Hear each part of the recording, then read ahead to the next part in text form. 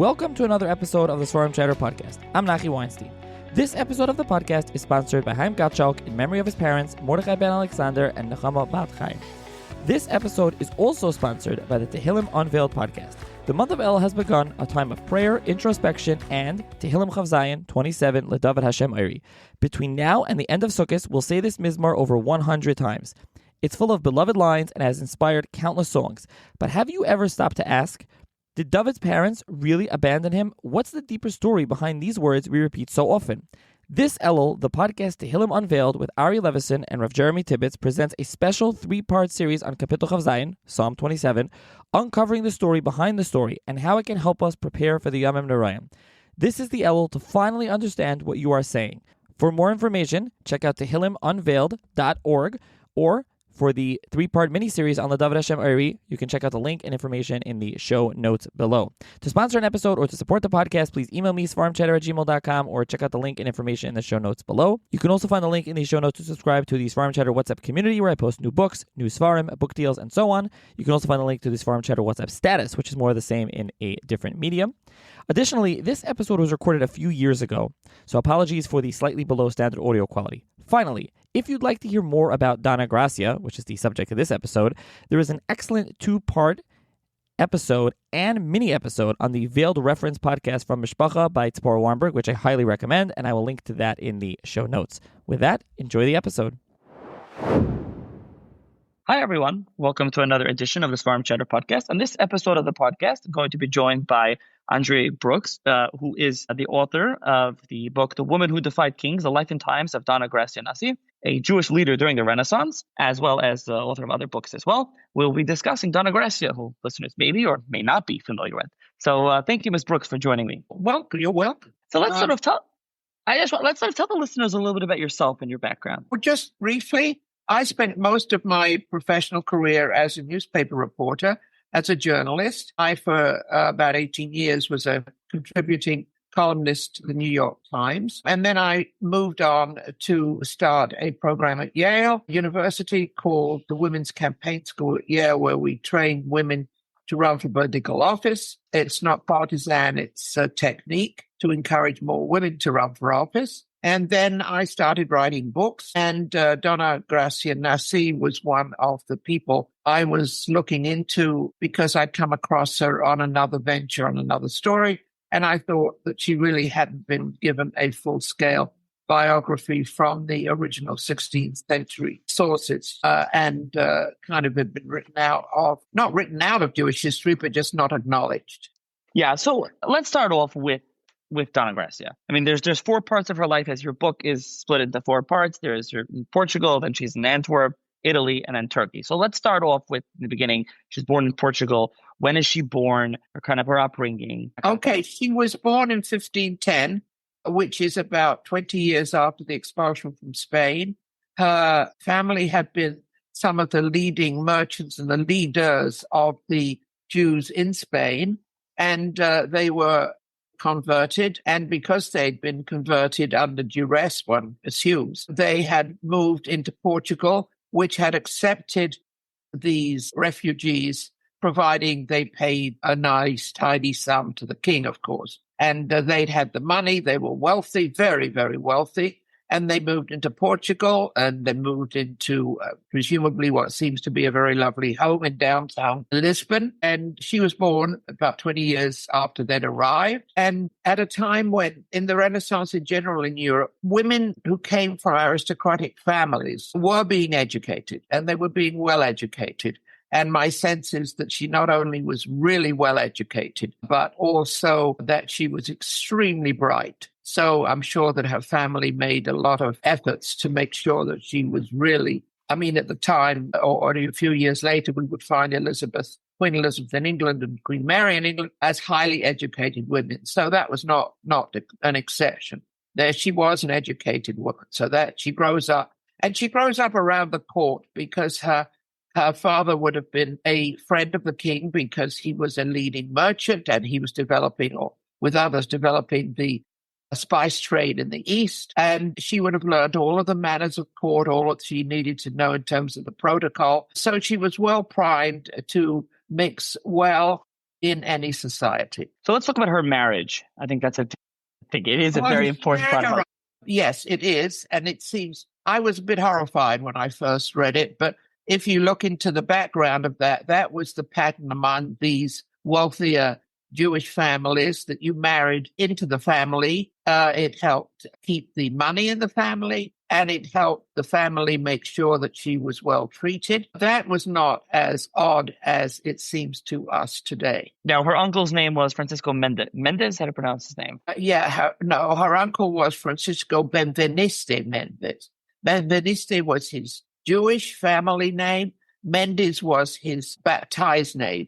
The way that Doña Gracia's name was Beatriz de Luna when she was baptized, which was her name because the family had become de Luna family when they were baptized. But she would go on to reclaim later life when she got to safety in Turkey, her original family Jewish name, which was Nasi, Nasi. However, some remarkable letters of hers that we have only found a year ago, about 18 months ago in Italy, in an archive in Italy, show that she didn't spell it that way, which is the way I spell it, and all the historians did. She spelt it Nasy, but that's one, neither here nor there. Interesting, right. And your book was written some 20 years ago or so, right? So this predates that. Before we had this recent find in Italy. Okay, so her husband was an influential, rich individual, and that's a key part of the story. It will be a key part of her story going forward, correct? Yeah, her husband was probably the leading merchant of spices in the East. It is important because that meant that she had money on all sides of her family. Well, if it was her uncle, it still was her family. And yes, she was in control, or not eventually, when her husband dies. She's 18 when she gets married, it seems. It doesn't seem to be it was a child marriage in any way. And she only had a few years with him, but they did have a child that I call Anna, and who had, of course, Hebrew names, but let's call her Anna because that's what she would have been called at the time. Now, her husband was born, I believe it says in the book, 1482, so he was 28 years older than her. Yes. He had probably a much deeper knowledge of Judaism than she would have had, because he would have got it growing up in Spain before the expulsion. Yes, definitely. And he was from Spain, you said, not Portugal. No, because he had been born before they had to flee to Portugal. Her parents were born in Spain. It was only she who was born after they got there that she was born in Portugal. Okay. I always say if she'd been born in the Ashkenazi world, we would have learned about her. The fact that she was born in Lisbon doesn't make her sort of an icon of Jewish history, unfortunately.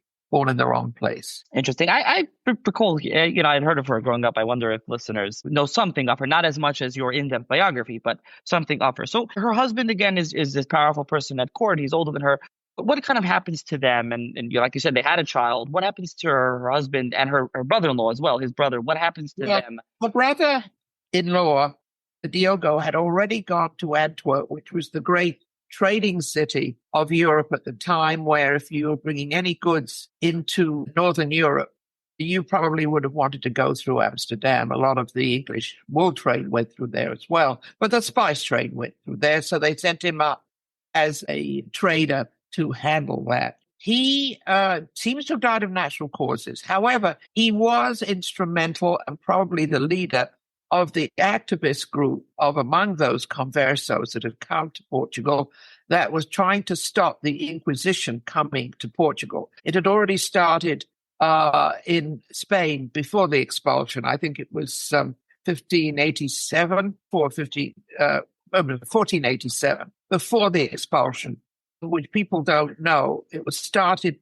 as a arm of the Catholic Church to so-called root out the non-believing Catholics, the people who weren't sincere Catholics, where actually it was, in fact, rooting out these conversos who had been forced to convert and were still practicing in secret some of their Jewish rites. But really, they were after the money, because when you look at the records, you see that the ones they wanted to arrest more than any others were ones who had money. They could confiscate the money. Now, Doña Gracia's family and her husband, Francisco, were staunch conversos, meaning in secret they were practicing Jewish activities. We think, yes. I mean, we don't know for certain because if they're secret, they're not going to put it down on paper. It's like anything else that you're trying to practice in secret, but one assumes that that is what they did, yes. And now through Diogo being in Antwerp, they kind of established this network, and they're helping conversos get out of Spain and Portugal and go through. Yes, they'd begun. The work had just begun, which she took over as soon as he died. But why did they need to rush to get them out of Spain and Portugal? I think we need to know that. Because the Inquisition was so fierce that you couldn't run a business. You couldn't function. It wasn't just that they might arrest you and knock on your door in the middle of the night. It was a question, say you owned a building and it had 7 units or 15 units. The tenants might say, why the hell am I paying rent when I can just betray the landlord as a possible secret Jew, and then they'll arrest the landlord and they don't pay my rent. So it affected all aspects of business. It affected everything that they were trying to do. It wasn't only whether they would be found out, for example, of it's classic to light candles on Friday night. It was that they couldn't survive. They couldn't run their businesses. They couldn't do anything because of the tyranny of the Inquisition. So they needed to get them out to a place where they could live openly as Jews and also openly as people, as ordinary people going about their business. And so that's when her husband and Diogo, his brother-in-law, decided that they would try to start some sort of an escape route for these conversos to get to the place that wanted them, which was the Ottoman Empire, Turkish lands. They were begging them to come. They wanted them because they knew they were literate, they knew they were well educated, a lot of them, and they could help run the empire, which was expanding at the time, the Turkish Empire, known as the Ottoman Empire. Now, what happens to Francisco, as we already mentioned? He dies, and Doña Gracia is going to end up taking over his sprawling empire militarily, and then the network. She takes over. According to the laws of the time in Portugal, she inherits half of his money, and the other half belongs to the baby daughter. Now, she's not going to be able to keep the other half for very long because the king, when he finds out, realizes that he's got a whole cache of money he can get his hands on. So he sends his emissaries to get permission from the mother, Doña Gracia, to bring the baby daughter up at court. He becomes the legal guardian, so he takes control of the money. So, I mean, the first scene that you might have in your head is her hearing a knock on the door, or her servants do, and they say it's a delegation from the king, and we're here to invite your wonderful daughter to be brought up in the palace like a princess. And isn't that a marvelous opportunity for her? And Doña Gracia has to decide whether she thinks it's a great opportunity or a tragedy. And she decides it's a tragedy. She doesn't want to part with her baby. No mother would, but she doesn't want the baby to be brought up as a Christian either, which would happen in the palace. So what does she do? She has to get out ASAP. So then we do have documents to show that she wrote to the Pope, that she wrote to her brother-in-law for the safe conduct and for the transportation to get up to Antwerp and be safe. So, you mentioned that she now, as a widow, she has more power. I think you mentioned in the book there's a Spanish phrase saying better a widow than a married woman, because now she has power, and that really speaks the rest of her life. She never gets remarried. Is this part of the reason why? Yes, it's all the reason why, I think. Once she would have got married again, all of her assets and all of her decisions would be made by her husband. That was the law throughout Europe. I mean, you were nothing if you were a married woman. You were nothing if you were a single woman still at home and your father made the decisions. The men controlled your life no matter what, except the exception being if you were a widow. And then you had to say, hardy, hardy, ho, I can live my own life. So she sneaks out with her child. They leave. No, they don't sneak. No, they don't sneak. And historically speaking, although this is going to be a little different in our forthcoming TV miniseries on her life, which is now in pre-production, she doesn't sneak. She everything that we've got hints in the document suggests that she actually went to the king and said, look, I need to go to Antwerp. I know that you don't easily like the conversos leaving. And he had his reasons. But if you want to know how much money you are to get from my husband's passing, I need to ask and deal with my brother-in-law Antwerp because he has at least half of the assets of the house of Mendes, as they called it, like the house of Rothschild, of the house of Mendes. And so if you let me just go for a couple of months to Antwerp, I'll come back and you'll have the money that you're seeking. And you'll also have my daughter because I have to take her with. She's a very young child. She can't really at this point be easily separated from her mother. So if you're willing to wait a few months, you'll get my daughter and the money. And, it's great for you. So the king, who we know is not very bright, says, yes. All he wanted, he saw, not ducat signs, not dollar signs before his eyes. And he said, go. That's fine. You get on a boat, you'll go. So she did. Yeah, that's what I meant, sneak out, meaning it didn't sneak, but he maybe thought she was leaving temporarily. When she left, she did not come back. She took her two nephews with her who were enrolled in the University of Louvain, which is next to Antwerp. And she took her sister too, because her sister in the marriage practices of the day in those families had been pledged to her brother-in-law, Diogo, but they hadn't got married yet. So the sister goes, the two nephews go, and I'm sure servants went along too. And the ship would have been sent from Antwerp by Diogo, the brother-in-law, to pick them up. And at the same time, she would have had to do one other thing, which she seems to have done, but we haven't, detailed documents of this, is that she would have had to write to the Pope and obviously send money in order to get what was called a safe conduct, which was like a super passport where you could go anywhere in Europe that was a Catholic country and they couldn't stop you because the Pope had given you permission to do so. Okay, so this she's leaving this is 1537 that she leaves to Antwerp? Right, yes, roughly, yes. Now, I want to talk about her life in Antwerp, but just before that, just generally regarding her, is as we said, she's going to now run her husband's, business, essentially. And you said she was well educated, but how did she know business and financing? And she's the extremely powerful woman at the, in charge of a major company, let's call it in today's, language. She's very, very rich. Was this something she was educated in? She learned from her husband. And how did she go about that? Well, the best we can, again, this is part of her life that we don't have specific documents on, but you get hints in other people talking about what went on. It seems that, yes, she was first of all well educated, but not in the Jewish fashion, in the secular fashion. She just had, and also the businesses in those days would have been taking place on the first floor of the mansion that they lived in. Businesses were run out of your house, which is what we would have called it today. And so if they felt that she was really had a lot of potential, they would have probably done a lot of work in educating her about what was going on.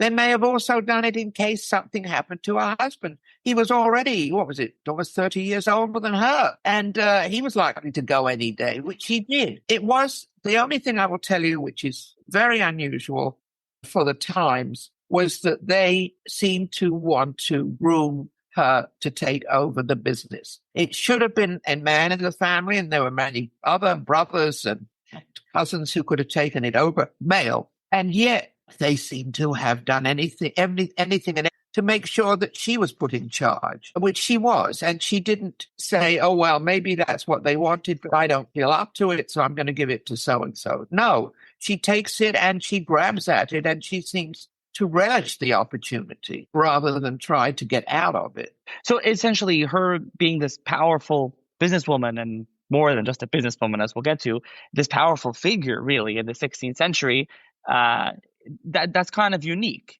For a non-royal, yes. But You've got to remember that there were very powerful women rulers all over Europe at the time. We've got Isabel d'Este, we've got coming out Mary and Elizabeth in England, we've got Catherine de' Medici. I mean, powerful women were not unknown throughout Europe at the time. But running a business as a non-royal in the European sense was unusual. Yeah, exactly. Okay, so they get to Antwerp, as you said, in around 1537. What happens, in brief, in summary, what happens to them in Antwerp? Really, should I say, she really puts all her effort into developing the escape network, how they're going to tip off the conversos in Portugal and Spain that want to come over, how they're going to get them to the ports, how they're going to load them on. They loaded them on spice ships, essentially. to try to make it very difficult for the authorities to know that these conversos were leaving. And we do have some documents on that. They had to go at night. They had to row out to the other side of the boat to get onto the ships in a way that was not, and nobody could see from the shore. I mean, there were all sorts of things they had to do to keep it all secret. And they climbed on these spy ships, and the captains knew exactly what they were being asked to do by the owners of the spy ships, who would have been Diogo Mendes and his partners in his business. And they took them off to Antwerp. But they didn't seem to go directly to Antwerp because there was a lot of hostilities with France at the time. There were always, all of those countries were in conflict with each other. So they stopped in England. Now, then I had to figure out, why would they stop in England? Weren't they afraid of the Inquisition when they got to England? Well, of all the countries in Europe, they were breaking with the church. You had to look back. It was kind of, you got so far with the Jewish story, then you had to flip to the European story, which was Henry VIII was on the throne, and he was getting rid of the Catholics, the Pope, because he wanted to divorce his wife. So there was no Inquisition. There never was in England. So England was neither Catholic at the time, or did they have an Inquisition. So she could stop there. How long did she stop there? Was it weeks? Was it months? We don't know. But we do know that there was already a small converso community in London, near the Tower of London, actually. We know the street where it was. We know who lived there. That's all part of normal historical records. So she maybe stayed a short while and then moved on when it was convenient. We have a wonderful letters on that, on how the agents of the bank in London helped her get onwards to Antwerp over the sea and onwards to Antwerp. And there are some excellent letters on that regard, because she stayed with a very powerful couple in Calais for whom we have records. I want to ask you two things. First of all, the business, we mentioned Francisco was involved in the spice business, but when she took over the business and throughout her career in charge of the company, it was a bank. What exactly did it do? Yes, by that time, they'd morphed into a bank, an international bank. And they were way ahead in many ways of the people of the time, although not the leading bankers were already into it. They were no longer shipping cartloads of bullion, of silver and gold, for banking purposes. They were already into sophisticated instruments like bills of exchange, which is like a passport. If you had your trusted agents and you needed money in another place, in another country, you wrote to your agent and they gave the money there. So you didn't walk around with a cart of money, coins, I mean. Now, how did these agents work? These agents, like you say, these agents of the bank, and they were also agents of the network. There were agents in many different countries. What was that? No, not all of them would have been agents of the network. Many of them were just agents of the bank. They just made sure that money was available wherever these people needed it. And I don't know that they worked that closely with the network. They had their network agents and they had their financial agents. And I'm sure some of them were the same people, but not all. Okay, so now she's in Antwerp. What is it like in Antwerp? And also at the time, and if there's like you said, many powerful monarchs, men and women. Well, it's very interesting. Antwerp was at the time what was called an independent city. It wasn't directly under the local authorities. They had their own charter.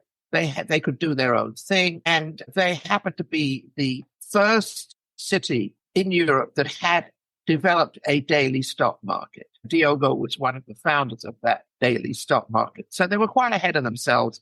You've got a stock market. You've got to have certificates. You've got to have debts traded. You've got to have all these things that we know. So they were well ahead of their time in terms of sophisticated trading, which he was a part of. And I think Diogo did a lot in training her even more in the finer points of running a bank at that time, running an international bank, because I think that's where she got a lot of her training. And we have little, what shall I say, snippets that suggest that they fell in love. I mean, she's a widow now. She's been a widow for 3-4 years. She was lonely, no doubt. And she finds this brother-in-law that she could trust. And he was supposedly a very sophisticated, gorgeous man. I mean, everybody says so. I mean, he was no slouch. And she seems to have, they seem to have fallen in love. The trouble is that no one is going to admit anything in those days, but you have to read between the lines and seize upon hints. And this is what we did in that terms of the love life anyway. Diogo marries her sister? Yes. Can you imagine that as a triangle? And she mentions something about that. How she can't stand it that they're all in the same house and she wants to move out. So why does she need to move out? She's in this gorgeous mansion that Diogo has. She doesn't need to move out. But she, you can almost hear her not wanting to know that they are having a good time down the hall. I mean, the sister. And the sister was she's the most attractive one of the two, while Doña Gracia herself is obviously a very serious person. The sister was a party girl, no question. And she loved everything to do with drinking and partying and having a good time. To the extent that when they read the will, when Diogo dies himself 2 or 3 years later, he will not even leave his wife, Doña Gracia's sister, in charge of the upbringing of the daughter that they have. They have a daughter as well. So they have 2 daughters, one that Doña Gracia has with Francisco and another daughter that Diogo has with Doña Gracia's sister, Brianda. So he leaves the niece, Doña Gracia's niece, as it would have been, in charge of this baby daughter, not the mother. And that creates all sorts of problems for the family. Is there a reason why Diogo did that? Yes. This woman, a wife that he had to marry according to family and structure, was obviously a flighty woman who couldn't be trusted, to go to the end of the road. I mean, she was always getting, come by all sorts of people. I mean, she was just a flighty lady, beautiful, alluring lady, no question. They talk about her being gorgeous, but not somebody who you would want your daughter to be under as a guardian. Okay, so, and as you said, I think you said this, Diogo was, at this time in Antwerp especially, he taught Doña Gracia more about the business. Yeah, I think that's where she learned the finer points of the banking business. It would have made sense. I mean, there she's in charge of half of it. He is much older. He's not going to live much longer. He knows it. Not we know what he had because we don't. But, by his age, he was already in his 40s. No, he's not going to be around much longer.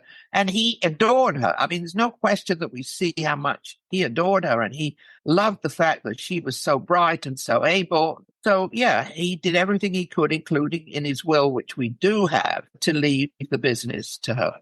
Now, but that's what he did. Now, as you said, Antwerp was a somewhat free city. At the time, especially Europe is very Catholic still at this time. And so what is going on with the family? As we mentioned before, they're conversos. We assume that they were doing Jewish rituals behind closed doors in secret. But when they get to Antwerp, they're still outwardly Catholic, and is there any suspicion on the part of the church, the Pope, or any of the Catholic monarchs that they're not? Well, I would say their love of money overwhelmed their love of religion. Since this was a wealthy family and they could get loans from them and they could do business with them, they turned a blind eye. How do we know that they might have been carrying on with some religious rituals?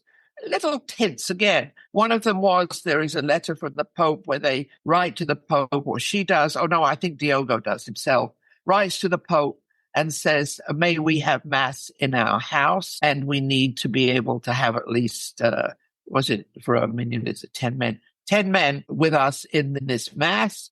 And the Mass, he has all stipulations what he wants to be able to do in this Mass, all of which suggests that they want to create a time and a place for doing some sort of a Jewish service quietly and in secret. So that is a hint. That's just one of the hints. And the other is she continually, at this point, starts to give money to one of the, and that movement was throughout Europe. And she keeps every year or so giving a very large donation to these particular nuns. And the only thing you can think about as to why she is giving so much money to this convent, not in the convent, it was a movement, because I think they were her couriers. If she wanted to get some information from here to there, and she put it in the hands of these nuns, their baggage, as it were, would not be questioned or looked at by the authorities because it was church business, or seemingly church business. So yes, they found ways around the system, essentially. And what was her and the family's relationship with the monarchs of Europe? Charles V is at this time, King of Portugal. He was the Holy Roman Emperor, yes. Charles V was bent on being a champion of Catholicism on behalf of the Pope. He had his sister, who Doña Gracia dealt with in Antwerp, in charge of Antwerp to a certain degree, as much as they could be. And they were in very good stead with the monarch of the day because, again, these monarchs didn't have anywhere to turn for cash. There was no good taxing system. People didn't have a lot of cash to give in taxes. And the only people who had ready cash were the merchants, and particularly the larger banks, like the Bank of Mendes, like their bank. So their relationships were based on need. Good. Yeah, and Charles V, by the way, not only was the Holy Roman Emperor, but he also was the King of Spain. He was Later on, he was the King of Spain, yes. What was Charles's relationship in air quotes, with conversos and suspected, conversos? Well, it wasn't really his relationship. It was his sister. She'd been the Queen of Hungary, and through marriage. And all of these, so it was been at a distance. At a distance, he didn't like them at all. But at a close up, he needed the wealthier ones for his needs. I mean, it's a question whether you put your needs ahead of your personal feelings about things. And he did. He was a monarch. He needed money. And money came as loans from rich people like Doña Gracia. Yes, that you hope that you didn't have to pay back. Absolutely. At this point, Doña Gracia, she ends up going to Italy. So let's talk about her trying to go to Italy. At some point, she had to get out of Antwerp because things were getting a little bit dicey there. First of all, the woman who was running Antwerp for the Holy Roman Emperor called her in and insisted that her daughter, who was now a teenager, marry somebody that the monarch had chosen. And of course, again, like in Portugal, Doña Gracia says, no way. And so they have a big argument. And we have a letter that was written right after the meeting of the two. First of all, Doña Gracia tries to get out of meeting this woman at all. The woman who was in charge of Antwerp, by complaining that she had pains in her stomach, and then she wasn't ill, and then she had this and that and the other ailment. Finally, she has to go see the Queen. Well, she wasn't really the Queen, but the head of the city. And we have a letter that was written right afterwards where she tells the Queen point blank, I don't want you to marry off my daughter to whoever you've got picked out. And the man, it doesn't matter who the man was a nobleman of some sort. But again, she has to save her daughter because she's not going to let her go to one of these crowned heads of Europe. So they leave, even though there's a huge loan outstanding that she wanted to have paid back. She leaves Antwerp and flees to Venice. And it's a long journey. And apparently when she goes, she is already having all sorts of arguments with her sister because her sister doesn't like the fact that she's under the thumb of Doña Gracia, the sister is, and the sister's daughter. So she tries to pull free, and she betrays her when they get to Venice as a secret Jew. And I mean, she has a difficult time. The interesting thing about her life, though, I think, is that she faces so many of the family problems that women in business or women who make it very big today even face in the professional world. Often their personal lives, family lives, are not supported the way the man's family life supports him in a professional capacity. They are forever at loggerheads with their family. Their children complain that they are being ignored or just, you don't love me, you love your business more than you love me, sort of.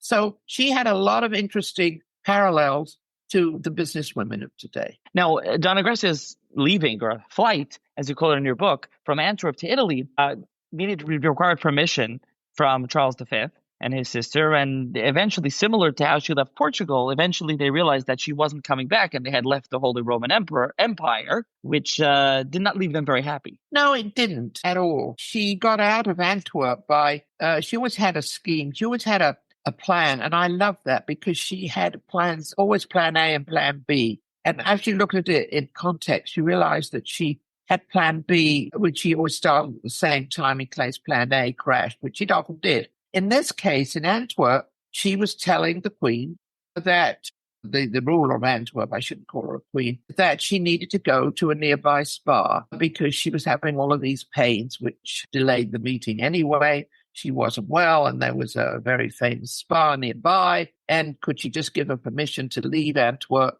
and go to this spa for a few months to get better? And as soon as she got to the spa, well, maybe not as soon as, but shortly after she gets to the spa, then because it's outside of the jurisdiction of both of them, then she flees onwards, not back to Antwerp, but onwards to Venice. If we could just clarify for the listeners, though, we're talking about an extremely powerful and influential woman, but she can't just pick up and go wherever she wants. So this happened in Portugal. It happens again in Antwerp. She needs permission from the monarchs or from the ruler to leave. Yes, because everybody needed that. And although she got herself this super passport, as it were, from the Pope, she still needed there was still paperwork that needed to be done so she wouldn't be stopped at the borders by the guards at the borders. It was not a free-for-all. And she tried to cleverly make it possible for her to travel by having all of these excuses. In Portugal, it was, I got to know how much money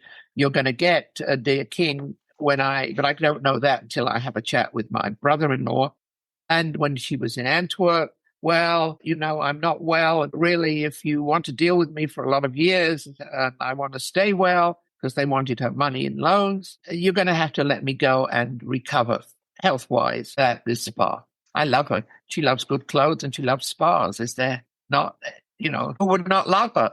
I mean, she really was a great, great person in many ways. And she always had these little schemes going to thwart officialdom, which you have to like her for as well. I mean, they didn't hurt anybody, but they were rather clever, some of them. So what's her life in Italy like? You say they go to Venice. What happens in Italy? Oh, she gets to Venice, but on the way to Venice, which I thought was interesting, and I couldn't get too much more on that, she is waylaid or stopped or interrupted in her journey by agents of Cosimo de' Medici in Florence, which was the big, big, big banking center of Europe and had been for generations at that point. And they beg her to come to Florence and not go to Venice. Why? Because they know that if she comes and lives in Venice and in Florence, and they will give her every opportunity to live beautifully in Florence, the rest of the converso merchants will probably come too, because she is, by this point, understood as their leader, and they want to bring money into Florence. And they don't want her to go to Venice. But she says, no way. Thank you for the invitation, but I have another agenda, and that is to make sure that the conversos, the ordinary folk, who are on this escape network and that we are trying to maintain, even though I'm moving around. So I've got to get to Constantinople, or Istanbul as it would have been by then, and help resettle them, because now there's a whole lot swarming into the Ottoman Empire, to Istanbul, and she needs to be there to see them be properly resettled.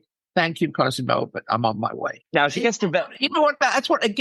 What I loved about this woman is that she took on the royal courts of Europe, which was no small feat. It was extraordinary that she stood up to these monarchs. She stood up to these rulers who were, there was no democracy. And at every turn, they could have just gotten rid of her. But they didn't know where all our money was, I guess, and they wanted it. And they wanted these loans. So you don't go and make trouble for your banker. And we're going to get to the part of the embargo on Ancona, which involves the Pope himself. But before that, so you mentioned Brianda, her sister, and there's kind of a tension and an argument really erupts kind of in Venice. Yes, and the sister betrays Gracia and said, you've got to arrest her. She's really a secret Jew. And in Venice, there was an Inquisition court. There was an Inquisition in Venice. And the sister wants to get her in trouble because the sister wants to get a hold of her own money and not have Doña Gracia decide what to do with the money. And she wants to get hold of her own daughter back. She wants to make decisions for the daughter. So she does. So Doña Gracia has to run away again. Can you imagine? And she goes to Ferrara, which is a city-state in northern Italy, kind of slightly west of Venice. And I think it's slightly south between maybe Florence and Venice. And Ferrara was a great haven and a sanctuary for conversos, particularly conversos who wanted to come back to Jewish life. The D'Este family that ran the city-state was very much in their corner, the converso corner, because he saw how so many of them were wealthy merchants who could do so much for his city-state. And welcome, come, my arms are open, the red carpet's out. You'll come live here, you'll be just fine. And you can even become a Jew again, and nobody's going to arrest you. So she goes to Ferrara. And now, for a few years, and then she's anxious to still get to Turkey. So she moves on to try to get to Turkey, to the Ottoman Empire, because that's where her conversos are. And she runs into trouble again. The Venetians, when she comes back to take a trip to, this time by sea, they have locked her up. It's house arrest. They don't take her off to jail, but they are worried because they don't want to lose the money that they could make by having her stay in Venice. So at every turn, it's her money that saves her, and it's her money that trips her up. And her family also aren't really in her corner at all. So she does not have an easy life. No, and her sister stays in Ferrara, right, Brianda, and she ends up, she moves on to Turkey, as you say. And we haven't even mentioned her nephews who play a big role, Don Samuel, Don Joseph, the nephews as well, especially later on. Don Joseph will be powerful later on. Yes, Don Joseph, we missed that out.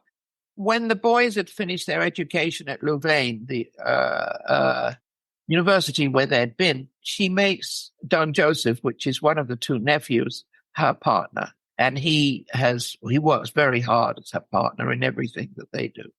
When she gets to Turkey, we can kind of, first of all, I want to say the book, I don't think I mentioned, the book is nearly 600 pages. There'll be a link in the show's notes. You can purchase the book. It's a very, good read and get through. And there's a lot more that we're discussing here. Of course, a lot of fine details and stories and specifics. But what happens in Turkey, and especially at this point, is we get to, like I already teased, the trade embargo on Ancona in 1553 with Pope Paul IV and the burning of the conversos at the stake in Ancona. What is that story? That story came about because Ancona was part of the Papal States at the time. The Pope had land, which many people don't know today. For most of history, he had land which belonged to the church, which was called the Papal States, belonged to the Vatican. Ancona was one of them. And there were openly professing Jews in Ancona, and there was an inquisition there. And they had rounded up a whole lot of, they couldn't round up the Jews because the Jews were outside the jurisdiction of the church, but they rounded up some of these conversos, and they did a very stupid thing. They rounded up one of her own special agents, and they should have known that they should have left him alone, but they didn't. And when he was going to be killed as a result at the stake, presumably, she heard about this, and she wrote a furious letter to the Pope and told him, she didn't write it directly. She went to the Sultan, and even the Sultan, the Sultan Suleiman, and even the Pope was frightened of the Sultan. The Sultan was the most powerful man around in those days, more so than the Pope. And the Sultan agrees to write on her behalf to the Pope and say, let him go. Just let him go. He's my man. He's their man. Everybody knew that if they got on the wrong side of Doña Gracia or the Mendes Bank, as it would have been, they're not going to get their money when they need it. They all relied on a lot of this cash from the Mendes Bank being available to them.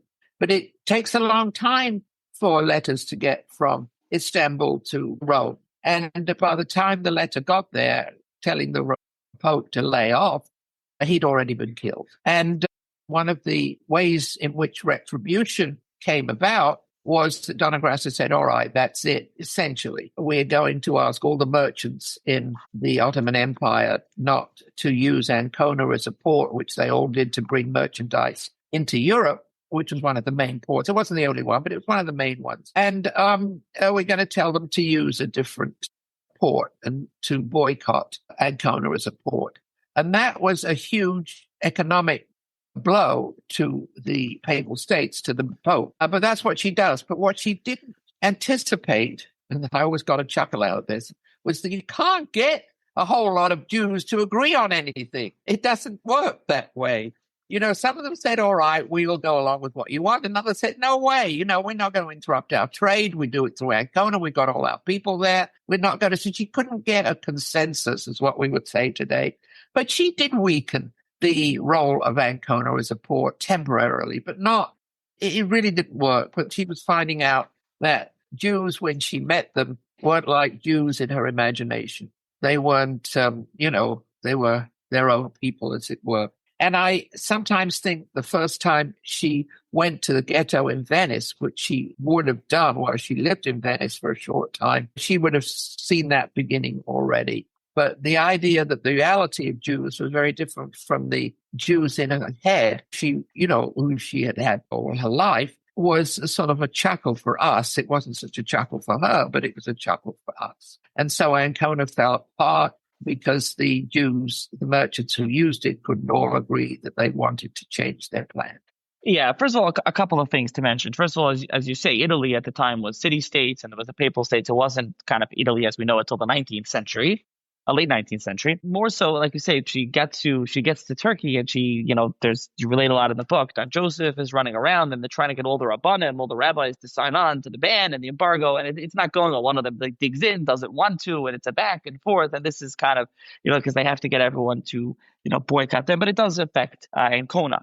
I think we skip something is that, so when she gets to Turkey is when, you mentioned this way in the beginning, she takes the name Nasi and she does start living at that point. Her and Don Joseph, they do start living as outwardly as Jews, right? There's no more, they throw away the Catholicism and suddenly they're outward Jews. Now, it has been reported in other places that they became Jews in Ferrara.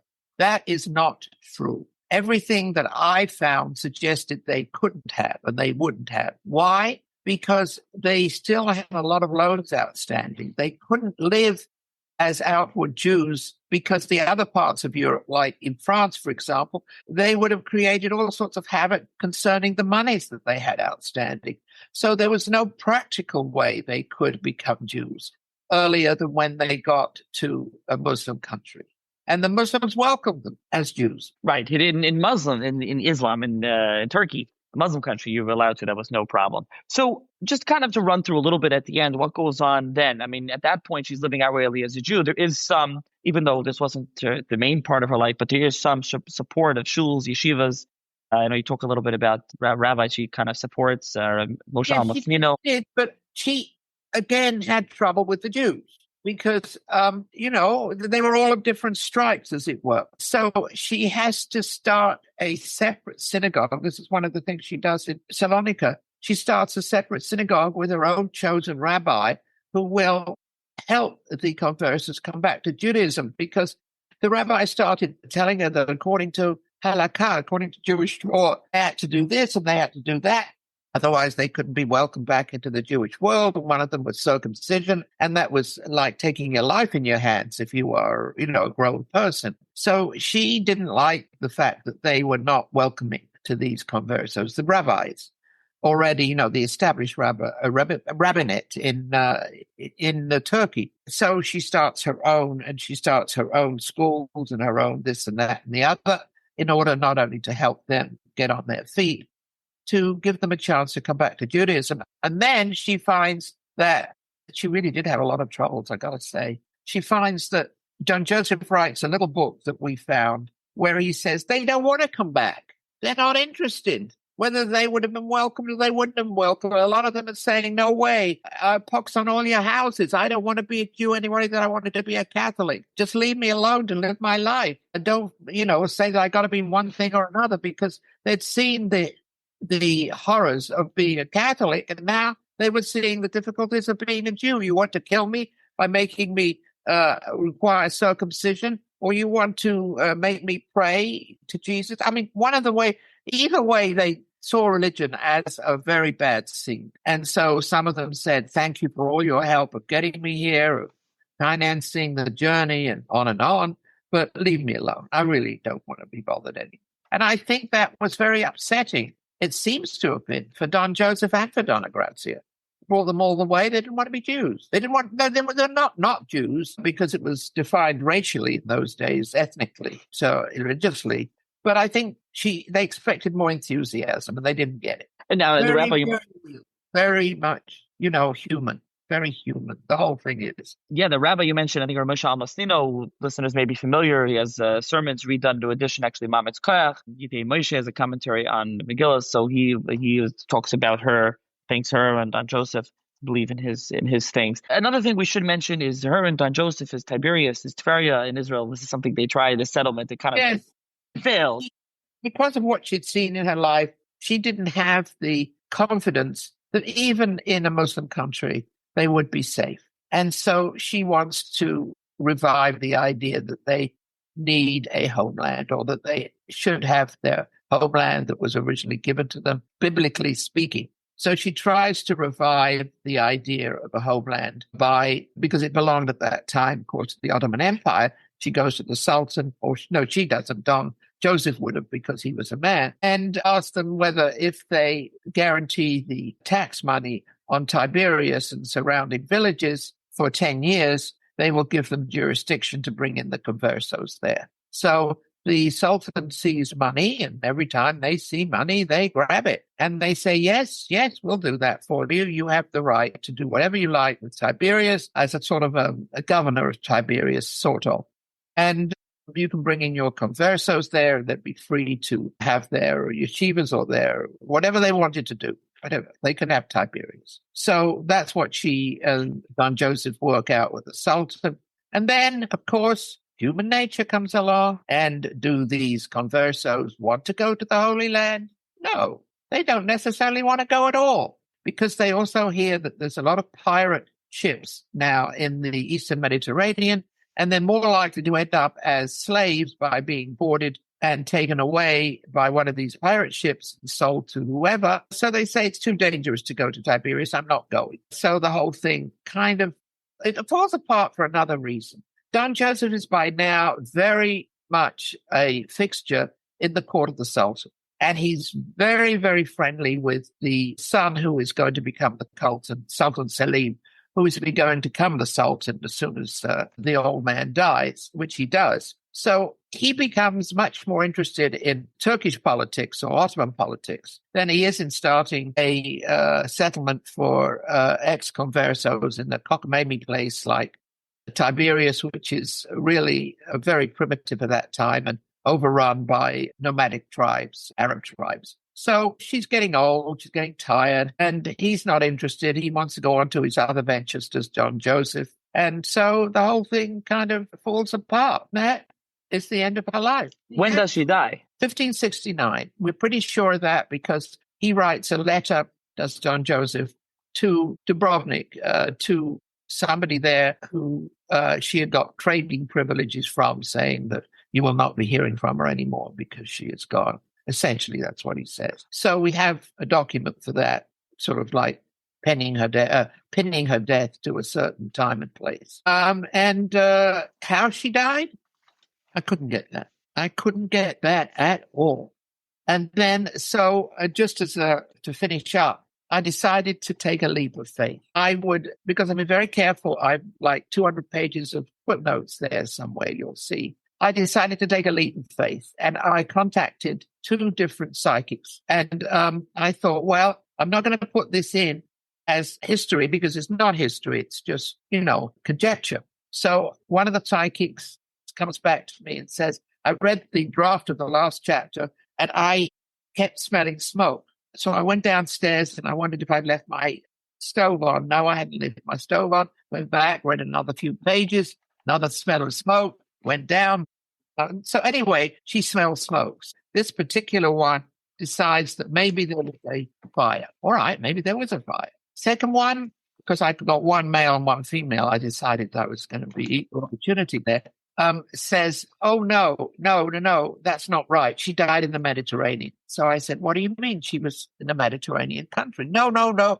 She was trying desperately to get Tiberias herself in order to die in Holy Land because the conversos were so worried about their immortal soul being compromised that a lot of them would have found that something they wanted to do, to die in a holy place. So she was trying to get to this holy place, and a storm comes out on the ship that she's sailing on, and the ship goes down, and she dies just off the coast of what is today Israel. So she's burning or drowning. We have two opposing theories, and there it rests. Now, what happens to Don Joseph and the end of the Mendes bank of Mendes?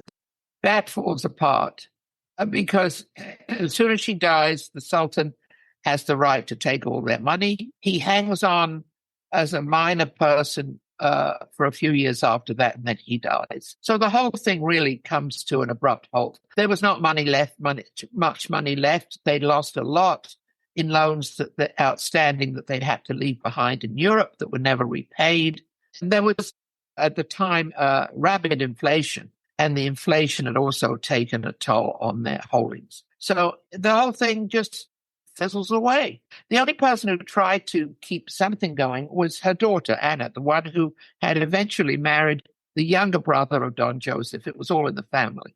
And she was widowed, and we don't think she had any children. We're not sure. And she did try to start a printing house that published some of the books that she knew her mother would have wanted printed, but she wasn't very good at that, and that also kind of fell apart. So it's sort of fizzled out. The whole empire fizzled out. So is that why, I mean, this is something I think you take up and you mentioned in your book, but like the state of the scholarship until your book, and kind of why, I think you mentioned at the beginning, why she kind of fell into obscurity somewhat to some extent. No, I don't think that was the reason she fell into obscurity. I think it was a lot of other reasons, and I'll give you some of them. First of all, as I say, she was not Ashkenazi, and most of the scholars, the historians, have concentrated on Ashkenazi history. Secondly, so she was born in Lisbon and not Minsk or Pinsk or somewhere like that. So that was a strike against her, definitely. Also, the rabbis were the ones who wrote history until the 19th to 20th century, when the German historians came in the 20th century, when there was a lot of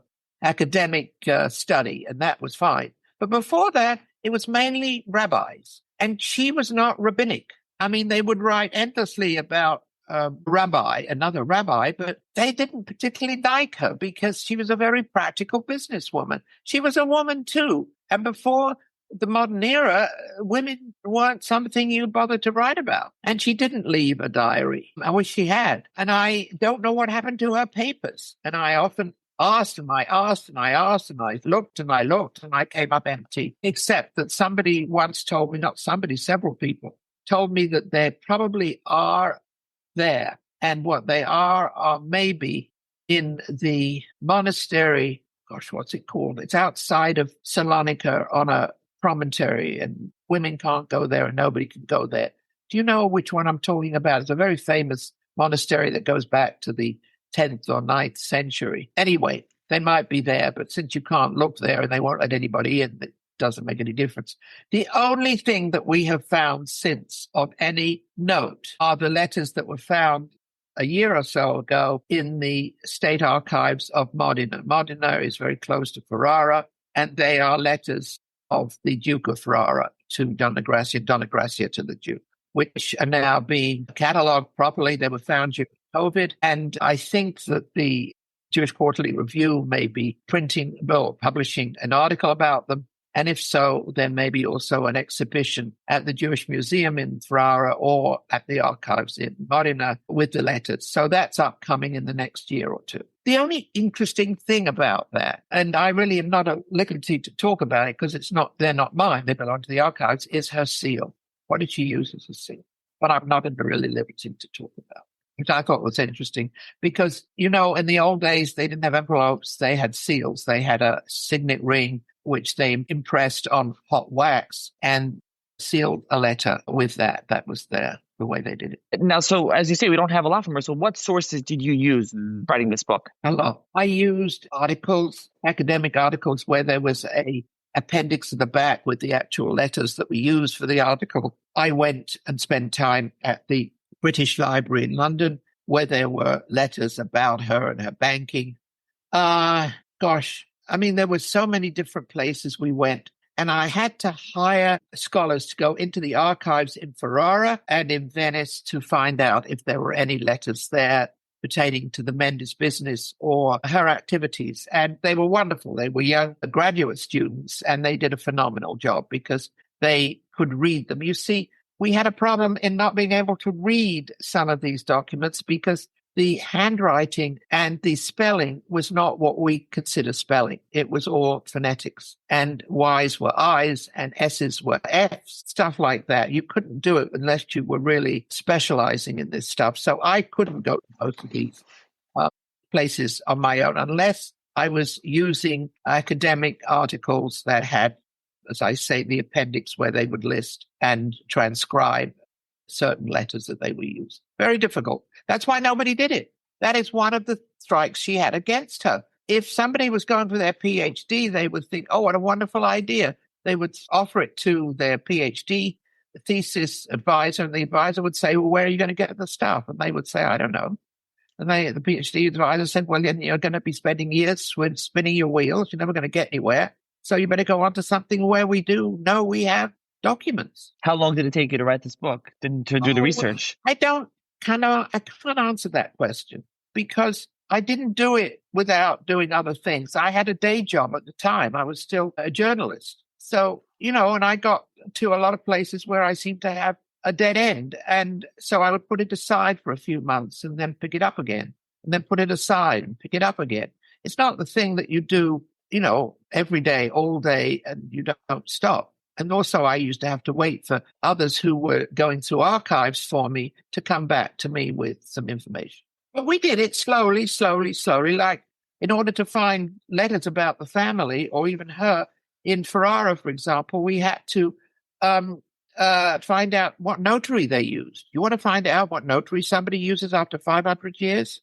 It's not easy. I mean, there are all sorts of notaries around in Ferrara at the time. Everything had to be notarized. And you have to find out which notary she favored, because they would have like having a lawyer and you had a notary.